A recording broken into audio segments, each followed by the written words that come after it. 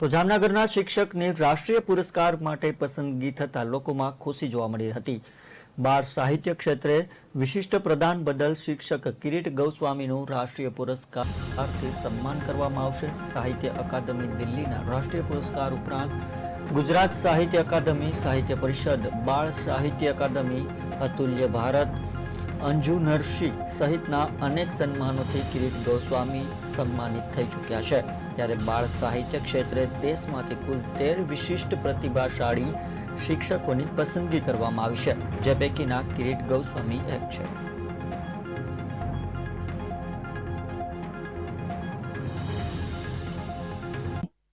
છેલ્લા 15 વર્ષથી બાળ સાહિત્ય ક્ષેત્રે કામ કરી રહ્યો છું અને ખુશીના સમાચાર એ છે કે તાજેતરમાં જ રાષ્ટ્રીય બાળ સંગોષ્ઠિ અને રાજસ્થાનથી જે બાલ વાટિકા નામનું એક સામયિક પ્રકાશિત થાય છે, એમના દ્વારા ભારતભરમાંથી વિવિધ ભાષાઓમાંથી વિવિધ રાજ્યોમાંથી 13 બાળ સાહિત્યમાં વિશિષ્ટ કામગીરી જે કરતા હોય એવા બાળ સાહિત્યકારોને રાષ્ટ્રીય કક્ષાના વિવિધ પુરસ્કારો છે એનાથી નવાજવામાં આવશે।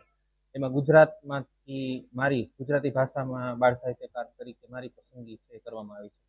તો બાળ સાહિત્યના આ વિશિષ્ટ ખેડાણને લઈને અને બાળકો સાથે વિવિધ કામ કરતા હોવાને કારણે આ પ્રકારનો જે પુરસ્કાર છે રાષ્ટ્રીય કક્ષાનો છે તાજેતરમાં જાહેર થયો છે અને ટૂંક સમયમાં એ ઓક્ટોબર માસમાં મને રાજસ્થાન ખાતે